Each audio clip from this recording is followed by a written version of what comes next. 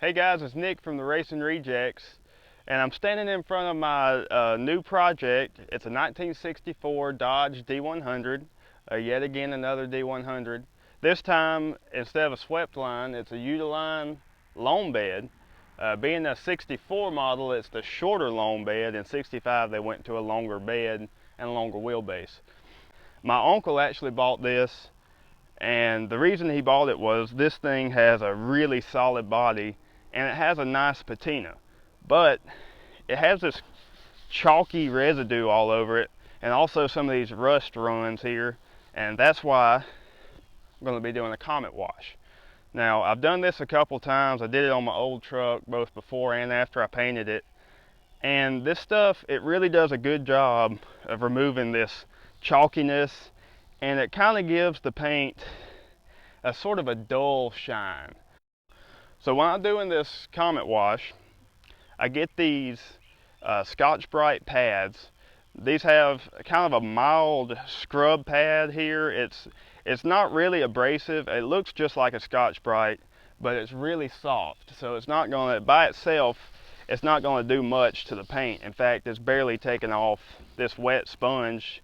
It's barely taking off anything. But when you combine this scrub brush with the Comet, it does a really good job, since this is kind of a mild abrasive, of cleaning everything off really good. Another benefit to these sponges is they have an actual sponge pad on the back, so you can, rub it on there if you got a more delicate spot and that you don't want this scrub pad getting on and scratching it. You don't have to worry about that with the sponge. So what I do, I'll take a wet rag, I go ahead and wet the area, kind of give it an initial rub down just to get the dust and dirt off of it. Then we will take our Comet. I normally put a little on here and just kind of shake it on the panel. And I got a little much on here. And then you just take it. I normally rub it around, kind of coat it really good, but you really want to go kind of like you're block sanding. Take nice, even, straight strokes. And to get an even better finish, you can cross hatch, cross it up, just like you're block sanding. Now you want to take just a small portion of your panel of the truck at a time. Like you see, I'm doing basically a third of the hood. I'll stop at this body line. That way I'll know, where I'm at, make sure I don't miss a spot. So this Comet has mild abrasives in it, as well as some degreasers and bleach, and all of that kind of works together just to bring out the shine and clean the paint really well. And using a scrub pad like this just kind of helps it. Using just Comet and a rag, it'll do a little bit, it'll help, but this mild scrub pad really seems to do a really good job. Alright, so once you're done with your section, you dip your rag in water and just wipe it off just like you're washing your truck or car or whatever you're doing, your beater. Just rinse it off good.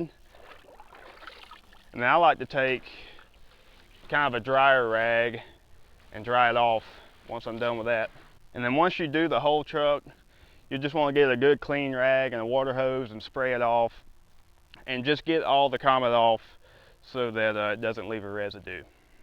So here it is after it's fully dried, after the Comet wash, and you can compare that to here, get out of the way, on the door where I haven't washed yet. You can see all this chalkiness and all that's gone, and it's made this a little more shiny than it was. Like I say, it's not super shiny, but it's definitely not as dull and chalky as it was.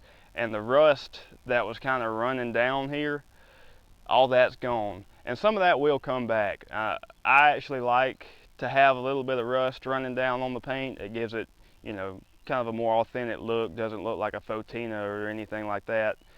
But that'll come back with time if you let it rain on the truck and let the dew fall on it.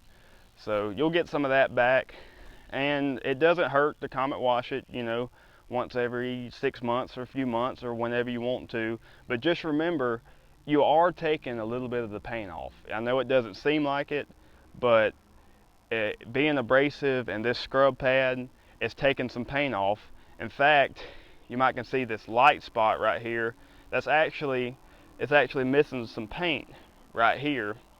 And an area like that, that's probably where you want to use the sponge side of these Scotch-Brite pads. And that way, you know, you're getting some of the abrasiveness of the Comet without the harsher, you know, mild scrub pad. So another area I wanted to show you is right here on this truck, where we have this rectangle and this square that somebody had taped off and sprayed primer on this truck, and I don't know why, but this is the only area on the truck where it's done like this. But I Comet washed this earlier today, and you can actually see where it's taken off this primer. And so if you have some paint or something on the truck, the Comet wash can actually help to remove that if you want to, without as much a risk of bleeding through the paint. Now in this situation, I'm probably going to use Comet and a green Scotch-Brite on this and try to get rid of this. Probably won't do that right now, but I eventually want to do that. Once I get done with the green Scotch-Brite, I'll switch to the blue Scotch-Brite pad with the Comet and finish it out, because I don't want to get it burn through all this green paint and go down to bare metal. And you're going to run that risk if you decide in one area you're going to need a green Scotch-Brite. All right, so I got this side done. It's still drying, so it's not going to be quite this shiny, but this area is pretty dry, so that'll give you some indication of how it'll look compared to the way it was. I think it looks awesome. It's turned out really good. This truck has a great patina, and it's still got a little life left in the paint. So Comet washing is a great tool if you have an old beater and you're not looking for a show car finish, and you just want something quick, easy, and super cheap, because you can pick this stuff up at a dollar store for next to nothing. Same with the sponges. I hope you guys can get some use out of this video. And if you decide to do this and you think it turned out great, send us some before and after pictures, and you can do that at theracerejects@gmail.com. And in the meantime, you can go check us out on Instagram. We're at Racing Rejects. We're also Racing Rejects on Facebook. And thanks for watching.